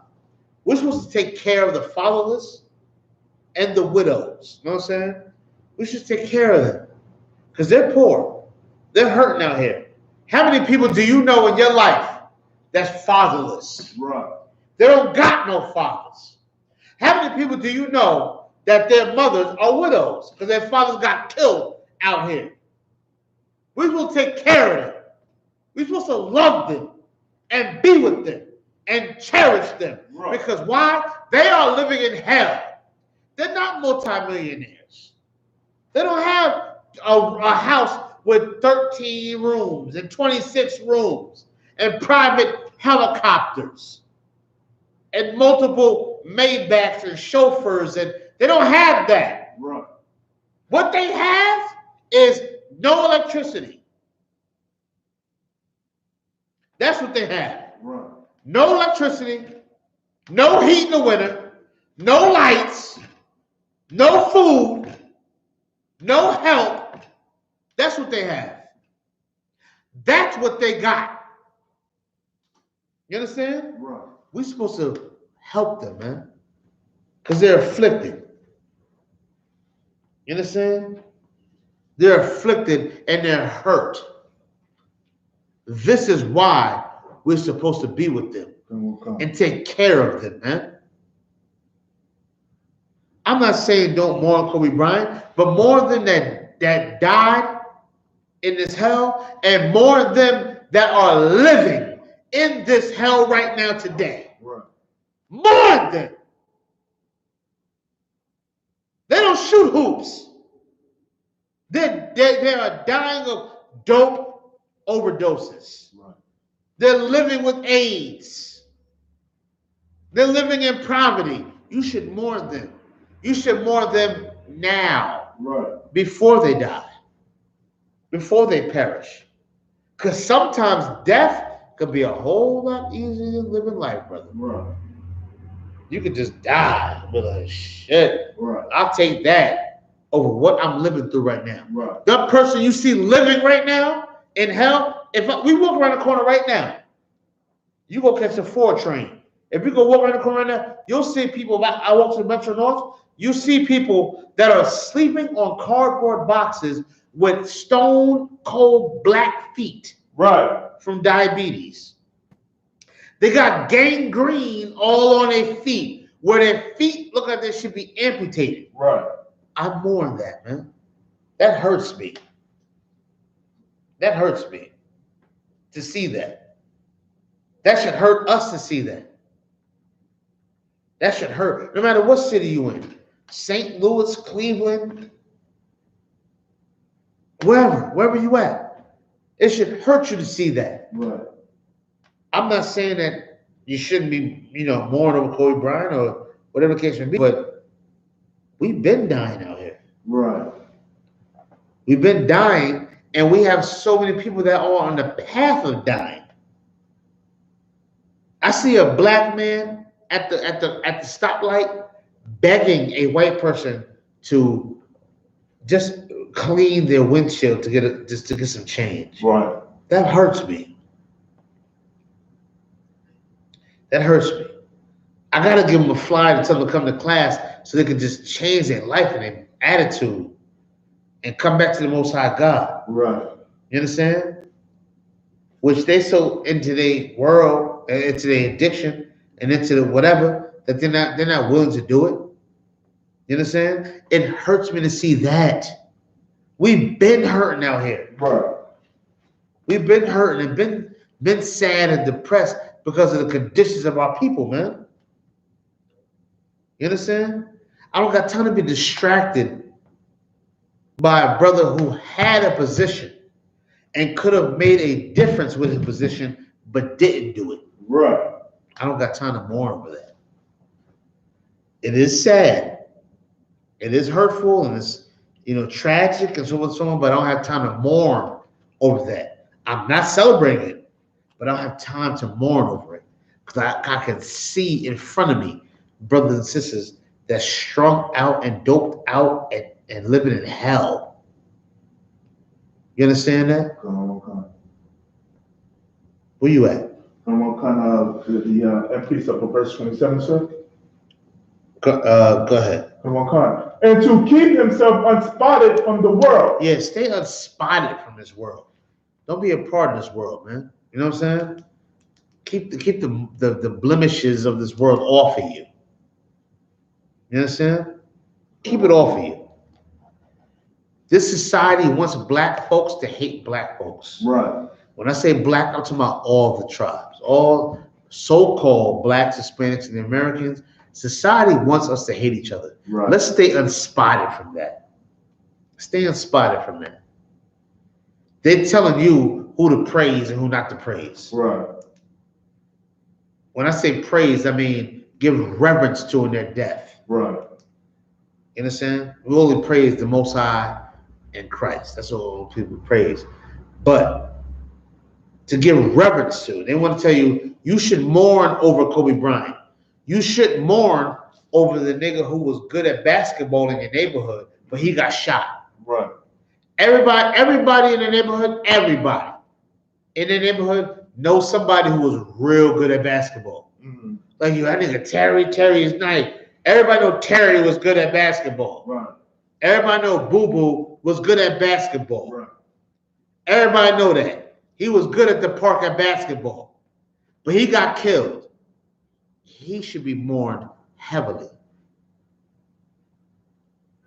But he's not going to get a moment of silence. Mm-hmm. He's not going to get a ESPN tribute. Right. He's not going to get a local news tribute. He's not going to get none of that. But we can do something for him. What we can do is love our brothers, love our sisters, fear the Lord, serve the Lord, and make sure that our people be remembered like Tobit. Right. That our people be celebrated like Tobit. You understand? Oh, God. That's what we can do, man. And we should do it, because that's all we got. Right. That's all we got. You know what I'm saying? What you got, James? That was the verse 27. So. All right, drop that. Let's go to Deuteronomy real quick. Deuteronomy. Lock it. Deuteronomy chapter 15, and let's start at verse 7. Come on, come. Deuteronomy chapter 15. Like you said, verse 7. Come. Deuteronomy chapter 15, verse 7. Uh-huh. If there be among you a poor man of one of thy brethren within any of thy gates in thy land, which the Lord thy God giveth thee, thou shalt not harden thine heart, nor shut thine hand from thy poor brother. You know what I'm saying? You don't want to do that. You never want to harden your heart against the poor man. That's what these rappers and celebrities do. Right. They get money, and then they turn around and say, yo, nigga, you should get yours, nigga. Right. Get yours, nigga. Get on your feet, nigga. Be a man, nigga. And whoop. That's what they do. Everybody, there's brothers out there, I'm not a fan, but there's brothers out there that love Little Bootsy. I've never been a fan of Little Bootsy.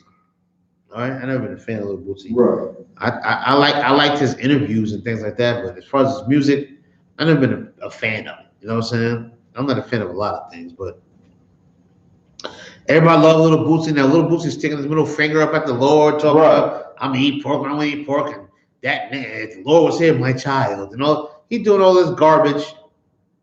You understand? Right. Doing this garbage. Brothers and sisters are going to follow that. Right. I'm talking about Jakes out in the world. They're going to follow that. You know what I'm saying? They're going to follow that. But guess what? We shouldn't harden our hearts to them. You know what I'm saying? We should feel sorry for them. Right. We should feel sorry for them. And of course, you know, we're going to stand our ground and be who we are. We should. I felt sorry for him when I seen that. Right.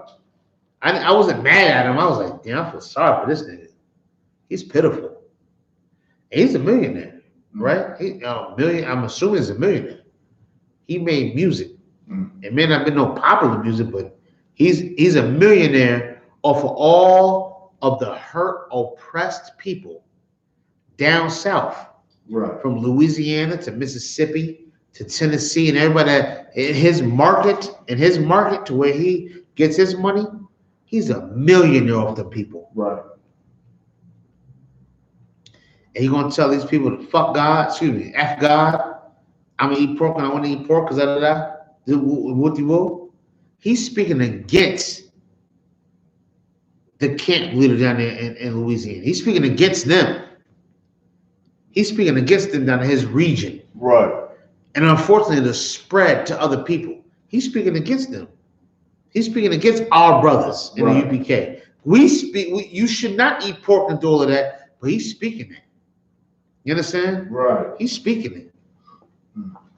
And with a brother like that, you got to still love him, though. Because he's confused and messed up and stupid. Right. You understand? You still got to have some mercy on this brother, man. Still gotta have some mercy on the brother because he's stupid and don't know no better. Pray that he get right, but if he don't get right, the Lord will deal with him too. You understand? Come on, come. And then we'll make a class about him too. Keep reading. Come on, come. Verse 8. But thou shalt open thy hand wide unto him, and shalt surely lend him sufficient for his need, and that which he wanteth. You understand? We're supposed to take care of the needy, of the homeless, of the hurt. We got to take care of them. I'm not saying give them your bank account. I'm not saying hand over your mortgage to them. I'm not saying that. What I'm saying is we have to take care of each other. It hurts to see a black man, Hispanic man, Native American man begging. Right. When I say beg, I'm not talking about asking for help. I'm talking about at the corner begging you to wash their windshields or wash your windshield so they can get a quarter. Right. That hurts to see. And then they go to these expensive Land Rovers and Mercedes and Porsches and everything else, and they asking these oppressors to do it, and the oppressors is like, get out of here. You know what I'm saying? Right. That hurts to watch that, man. That hurts to see that. It's disgusting and filthy, man. You know what I'm saying? Let's keep pushing. Let's go to Proverbs 21. Come on, come, sir.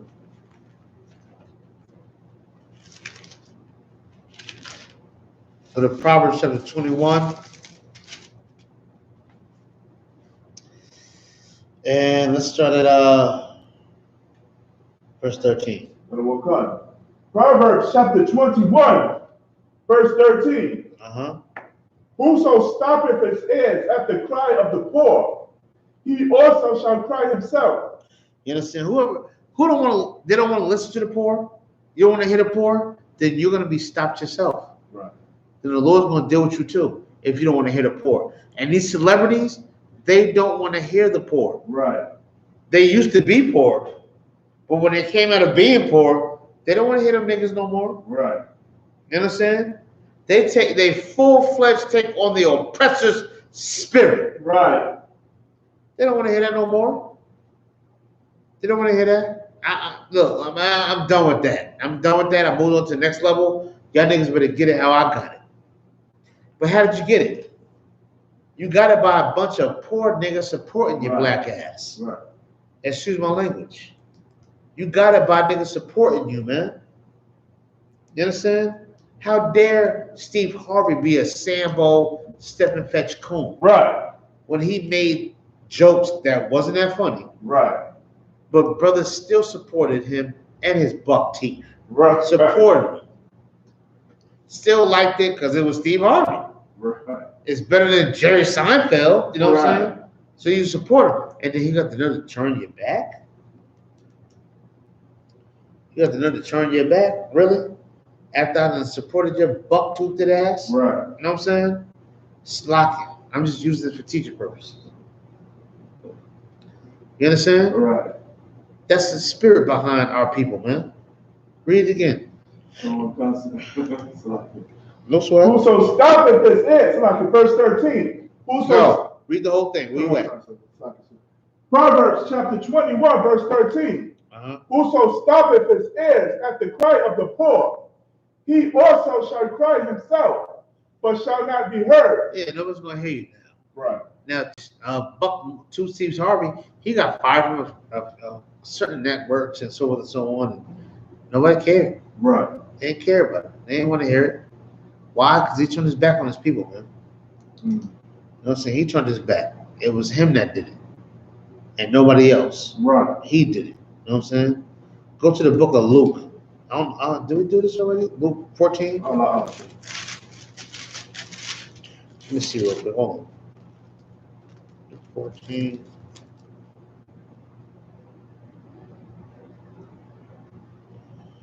Slap. Hold on a second. Luke 14 and 12. Hold on.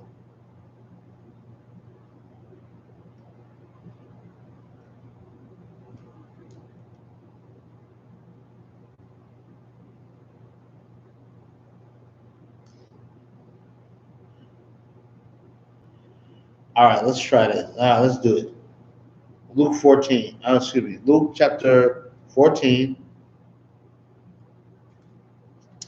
And go and start at verse 12. Luke chapter 14, verse 12. Then said he also to him that bade him, when thou makest a dinner or a supper, call not thy friends, nor thy brethren, neither thy kinsmen, nor thy rich neighbors, lest they also bid thee again, and a recompense be made thee. This is the Most High talking. You know what I'm saying? Like don't call the rich of the people. You know what I'm saying? Don't call the most popular of the people. You want to deal with the poor people. Right. You know what I'm saying? You want to deal with the poor people. Those are the ones that inherit the kingdom. Right. Why? Because they're at the bottom. Oppression makes a wise man mad. Right. That's what the scripture said.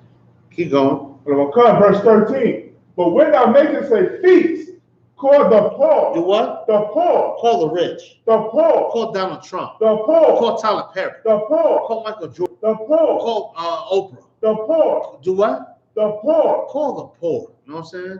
When you make a feast. Just like we read earlier that Tobit did. Right. When Tobit made his feast, who did he call? He told his son to go out and get the poor and come eat with us. Right. This is what Tobit did. He held a position with this oppressor. Right. He held a position. And Tobit said, go get the poor and tell them to come eat with us. Right. Tell them to come eat with us. The starving. The ones wiping your windshields down. The one that want to wipe your tires down. Right. Him. Her. You understand? That sister willing to sell her body for a piece of crack. Right.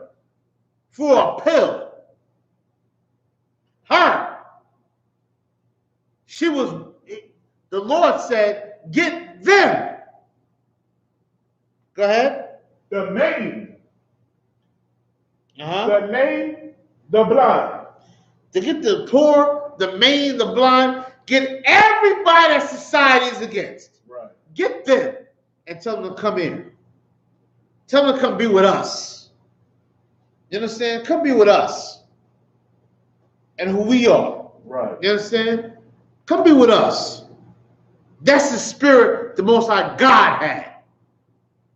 Excuse me, that's the spirit the Most High Christ had. And of course, if Christ had it, the Most High God had it. Right. You understand? To get the poor and the maimed. Keep reading. Verse 14. And thou shalt be blessed.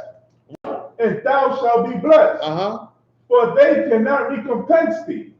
For thou shalt be recompensed at the resurrection of the just. You understand? We're going to be paid back as a just people. Right. If we take care of the poor. You understand? Go to Job. Come. Job 29 and 12 real quick. Come. Hold on.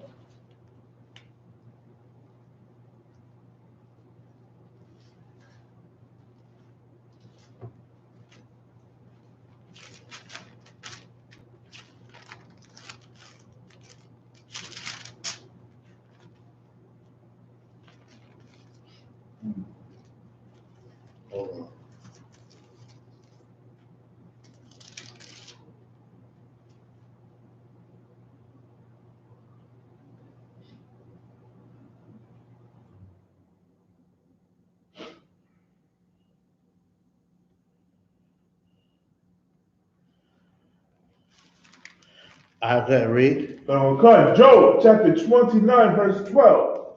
Because I delivered the poor that cried, and the fatherless, and him that had none to help. You understand? The Lord's going to deliver them. They have none to help them. Right. The fatherless, the poor, the homeless, the orphans. Right. The Lord's going to deliver them. You understand? He's going to deliver them. And they deserve to be delivered. Right. They deserve to be watched over. They deserve to be cared about. You understand? They deserve to be mourned over.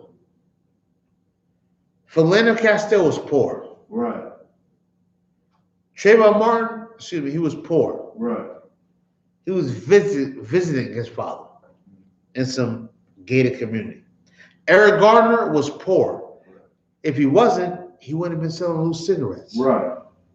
He was poor. He was hurtful or hurt. You understand? And it's atrocity for us to watch them and see them and to dwell in that and to not feel a certain kind of way. You understand? By no means am I knocking Kobe Bryant. What I'm saying is we should care about each other. Right. Before it gets to a certain point of death. I'm not saying don't mourn over Kobe Bryant. You can mourn over him. You know what I'm saying? You can use his life as an example to motivate you in your own life, if that's the case. Let's not forget the brother that we forgot about, though, Raheem. Right. Don't forget about them. Don't forget about what's the brother's name? Khalif Browder. Right. Don't forget about him. Let's not forget him. A brother who was in solitary confinement. Solitary confinement. To where he sat in a cell and spoke to nobody. And he sat in there for years.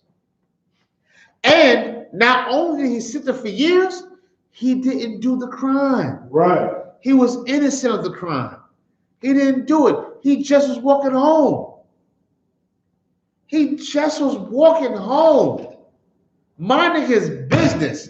And then he got snatched up and thrown in a jail cell for years. Right. Can you imagine that for yourself? Or your son? Or your father? Or your mother? Or sister? Or cousin?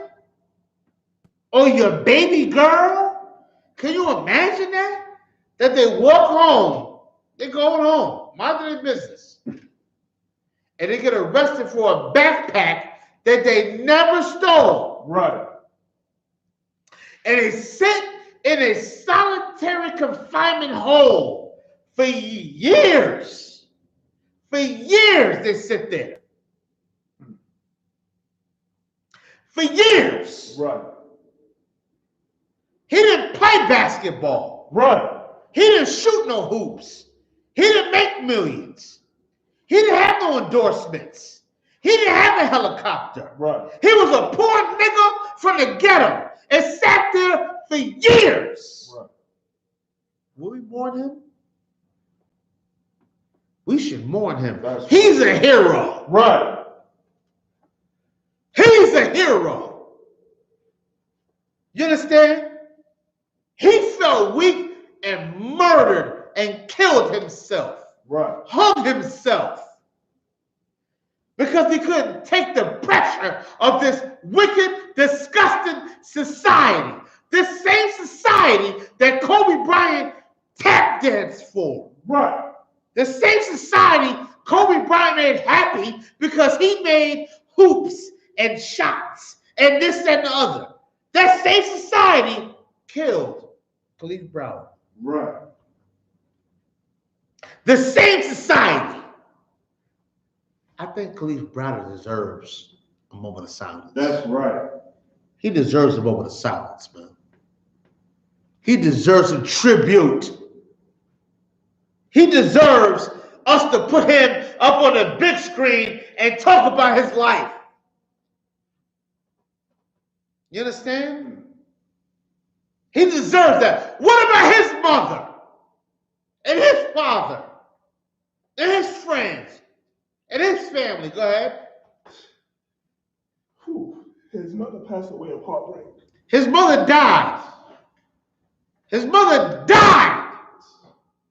What about him? Right. I'm not knocking Kobe Bryant.